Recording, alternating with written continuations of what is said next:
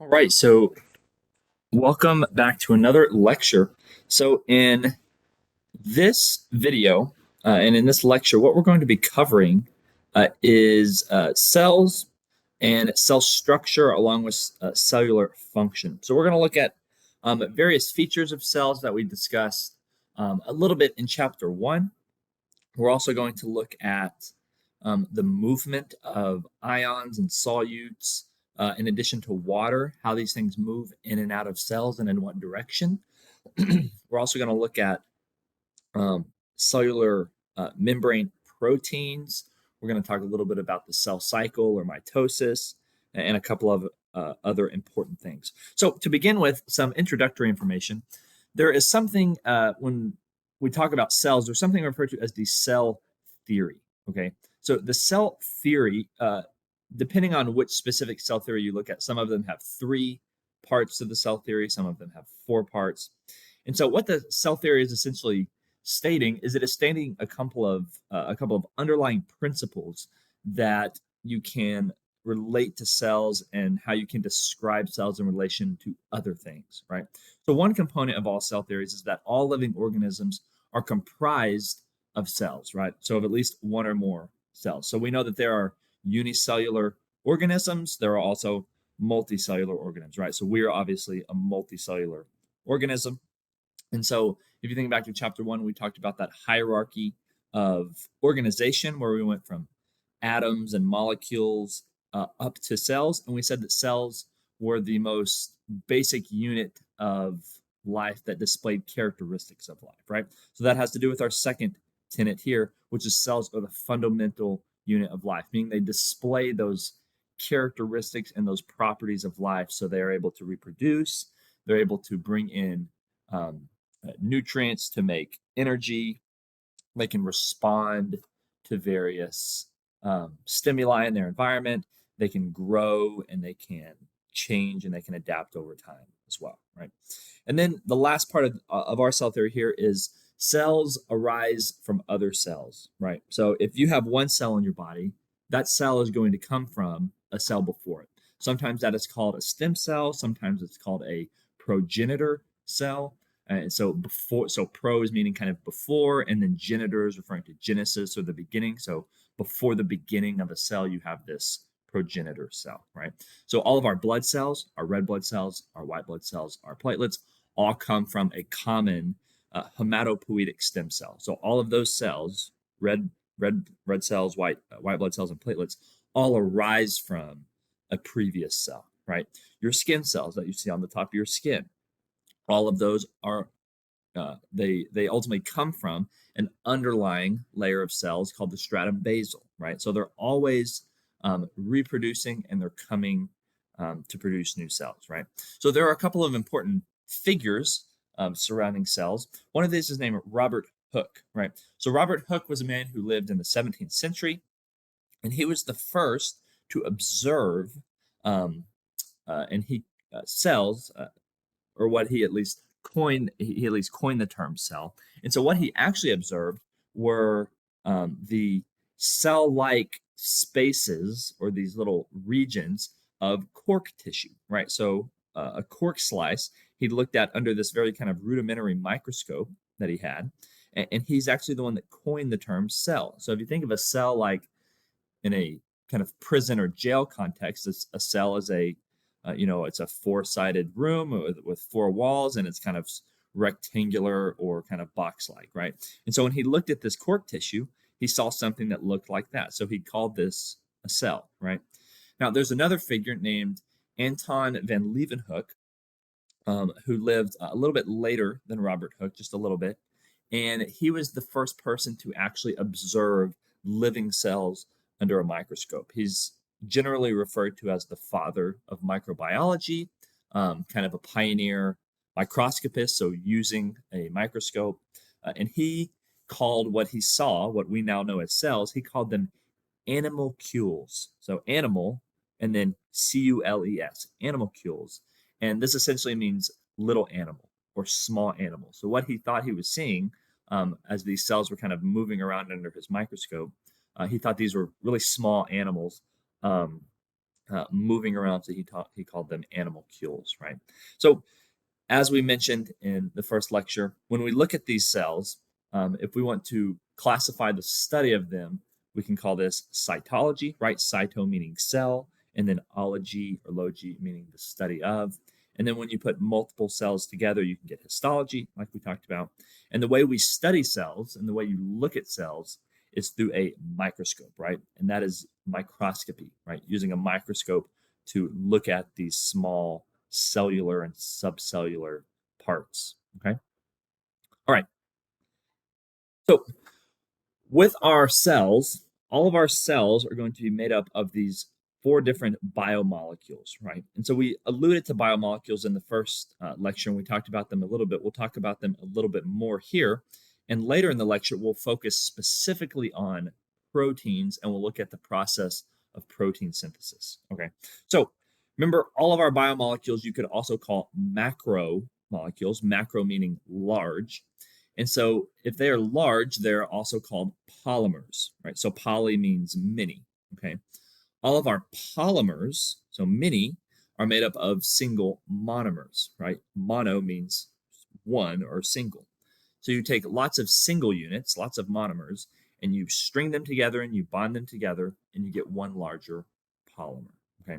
So our polymers are these macromolecules or these biomolecules that we see here on the right, right? So carbs, nucleic acids, proteins, and lipids as well, okay? So we'll look at these here. So one important one that we'll look at in this lecture, in addition to proteins, are nucleic acids, okay? So nucleic acids come in two flavors, right? They come in two varieties. They come in DNA and they come in RNA, right? So DNA is deoxyribonucleic acid and RNA is ribonucleic acid.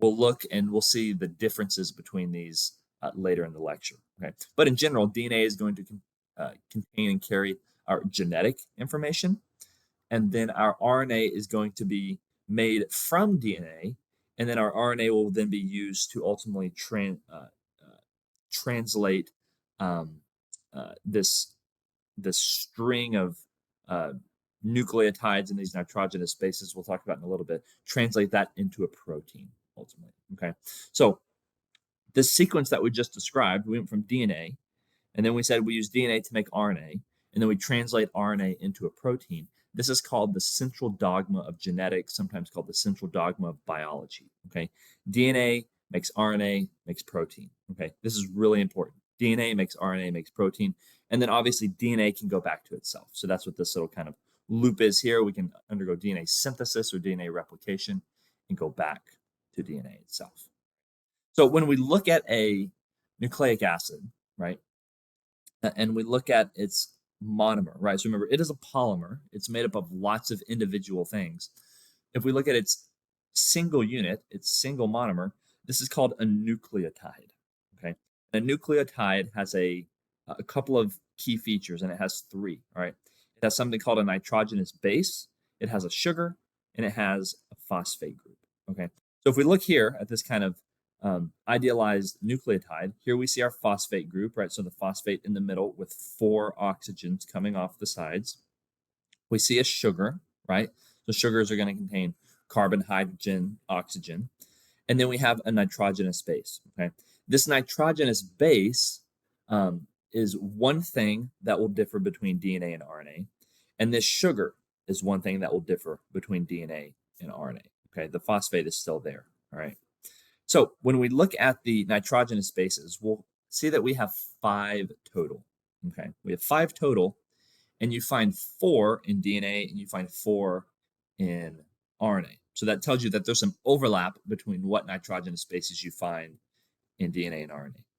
In DNA, you have ones called adenine, thymine, cytosine, and guanine. Okay, oftentimes you'll see them abbreviated just by their first letter. So adenine is abbreviated A, thymine abbreviated T, cytosine C, and guanine G. All right, so that's for DNA. For RNA, you have adenine, uracil, cytosine, and guanine. And again, they're just abbreviated by their first letter. So A, U, C, and G. So the difference between DNA and RNA when it comes to their nitrogenous base here is thymine and uracil. you have thymine in DNA, you do not have thymine in RNA. Okay. You also have a slight difference in your sugar. Okay. And the difference being given away in the name of the molecule itself, right? So one is deoxyribonucleic acid, and one is ribonucleic acid. So hopefully you can pick up on the difference there. One of them is going to contain an oxygen molecule that the other one does not have, right? The one that lacks the extra oxygen is DNA, right? Because it is deoxy. It is without that oxygen, right? So when we look over here at the schematic to the right, we see that we have this carbon here, okay, and this is called the two, or this hydrogen here, and then on this end here, this would be a carbon, and this is called the 2' carbon. Next to this hydrogen, you see that there is not an oxygen. When you come over here, you see that there is an oxygen, right? So that tells you this one here on the left, this is deoxyribonucleic acid. This is DNA. This is deoxyribose sugar. This one here has the oxygen, so this is ribonucleic acid. So this is ribose sugar here, right? Anytime you're looking at sugars and you're looking at carbohydrates, they will usually end in OSE, okay? Deoxyribose, ribose, glucose, lactose, sucrose, fructose, right? They all end in OSE, all right, for the most part. And then you have your phosphate group, right? So those are some of the differences between DNA and RNA, and we'll look at those more as we go on, focusing primarily on the nitrogenous bases. Okay. So when we look at these nitrogenous bases and we look at the nucleic acids, we said that there are A's, T's, C's, and G's. Okay. Now you can break these nitrogenous bases down into something called pyrimidines and purines. Okay. Purines have two rings. Okay. What these two like kind of carbon ring like structures, and pyrimidines have only one. Okay. That's not the most important thing for you to worry about. Okay. What is important for you to worry about is the interaction between the pyrimidines and the purines. So the interaction between the A's, T's, C's, G's, and U's. Okay. So A's and T's always get paired together. An adenine and a thymine, they'll pair together. C's and G's always get paired together. So cytosine and guanine, they'll make bonds together, right? Those four that we just talked about, A, T, C, and G, we said that's what you find in DNA. So in DNA, you have A and a T and a C and a G together, all right? In RNA, we said that you lack thymine, okay? You lack a thymine, so instead, you replace it with uracil. So in RNA, you would have A and U bonding together, adenine and uracil, and then you would still have cytosine and guanine pairing together, all right? So with this, now you can know that when you look at a list of base pairs, and we'll look at this later in the lecture, when you look at a list of letters in a row, if you see a T in it, you know you're looking at DNA, right? How do you know you're looking at DNA? Well, you know you're looking at DNA because you don't find T's in RNA, right?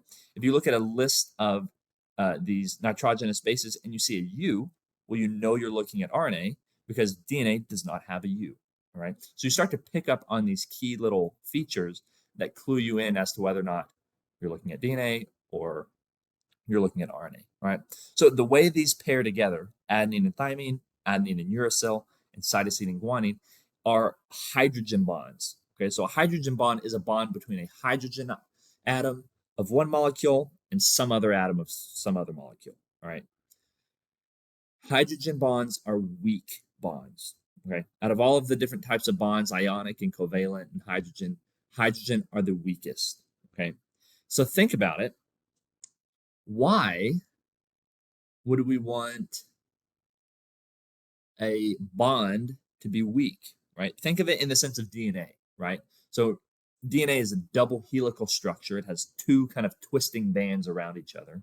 Why would we want that to be weakly paired, right? We want it to be paired strong enough so that it doesn't just fall apart, but we also don't want it to be super strong, right?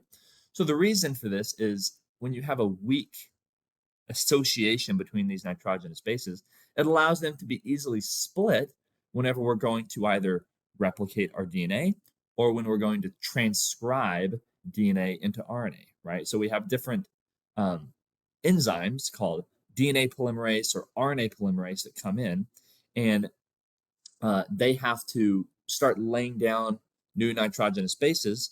There's another enzyme that comes in before called helicase, and the helicase strips and splits the DNA in half. And one way that it does that is because of these very weak hydrogen bonds. Okay, so just keep in mind that these hydrogen bonds are very weak bonds.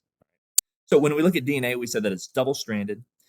It's going to contain our genetic information. We know that we have our genetic information in the form of chromosomes or chromatin. We'll talk about the difference later. In the nucleus of our cells. And because it's a nucleic acid, it's going to contain a phosphate, a sugar, and then the nitrogen space. And A's and T's, C's and G's. Here you see an A and a T together, a G and a C, T and an A, C and a G. All right. Now, you may have asked, well, how does an A and a T know to bond together and a C and a G and not an A and a C or a T and a G, right? Well, if you look at it, based on the structure, they form a certain number of hydrogen bonds. So A's and T's form 2, C's and G's form 3, right? So it's more energetically favorable for an A and a T to come together than an A and a G or a C and a T or something like that, right? So it is having to do with the likelihood of the two pairing up. Right. And then when we look at RNA, we know that RNA is single-stranded usually, so it's ssRNA, so single-stranded RNA. It is made in the nucleus, right? Because this is where our DNA is. And then whenever we get ready to translate that RNA into protein, we have to leave the nucleus, go out to where there's a ribosome, and then we can translate that into a protein. So what we can do right here. Transcription occurs in the nucleus, translation occurs outside. And remember, A's and U's bonding together, and then C's and G's bonding together in RNA. There's no thymine in RNA. Okay. All right. So moving on to looking at proteins now. Proteins can have a very, very large variety of functions, okay, depending on where you find the protein, depending on the structure and the shape of the protein. These will all influence its function, okay? So some can be structural, they may be regulatory or enzymatic, they can be having to do with transport, storage, defense. We'll look at all these different ones, okay? So a protein is made up of an amino acid, okay? There are roughly 20 different types of amino acids. Some of these amino acids we get in our diet. Some of these amino acids we get or we're able to synthesize in our bodies. Okay. Now, an amino acid has certain parts, just like a nucleotide has certain parts, right? So an amino acid has the following parts. It has something called an amine group, okay, or an amino group. That's this region right here, this NH2, this region right here. It has a carboxyl group, this region over here, this COOH, it's a carboxyl group. It has a central region here in the middle, and then it has this R group, okay? This R group means the rest of the amino acid. That's kind of what the R stands for, right? And the R is what is different and variable between the different amino acids, okay? So this R group is what's going to differentiate the amino acids from each other. So if you look over here at this chart to the left, and you don't have to worry about the specific R group differences and what makes it different, but you can see here that some of these say nonpolar R groups, positive R groups, negative R groups, polar or uncharged R groups, nonpolar R groups, right? So this is telling you that there is some difference in the R groups that makes one amino acid different from the next, okay? So we can get our amino acids, as we said, from either our diet or we can make them in our body. If we have to get our amino acid from our diet, okay, so in other words, we can't make it in the body, that is called an essential amino acid, okay, because it is essential for us to get that amino acid from an outside source, okay, because we don't make it ourselves. If we're able to make it ourselves, then we can call that amino acid a non-essential amino acid. Okay. You can see these down here. There's roughly 9 essential amino acids, and there's roughly 11 or so non-essential amino acids. Okay. If you eat a protein, so if I go back here for a second, if you eat a protein that provides you with all of the essential amino acids, okay. So say you eat something and you have, so there's 1, 2, 3, 4, 5, 6, 7, 8. So there's 9 essential amino acids here.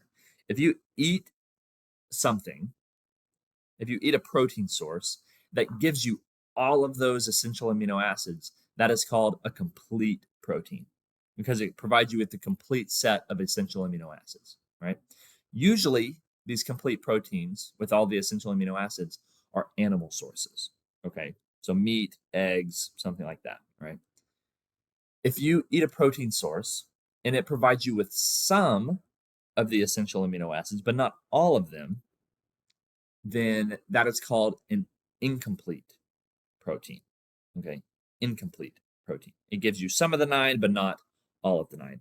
Usually, those are non-animal sources. So generally, those are um, plant sources. Okay.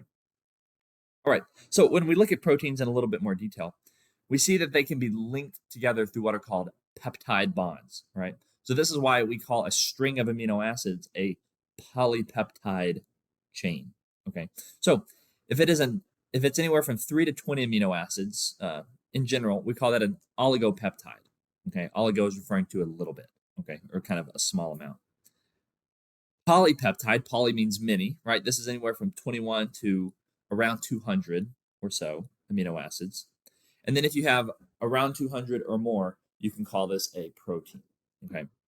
So here's an amino acid, string many amino acids together, and you get this polypeptide chain. And then you take this peptide chain and you do something to it, and you get a new protein. So our proteins are not able to make other biomolecules, but we said that we can use our DNA to make RNA, so nucleic acids, to then make protein, right?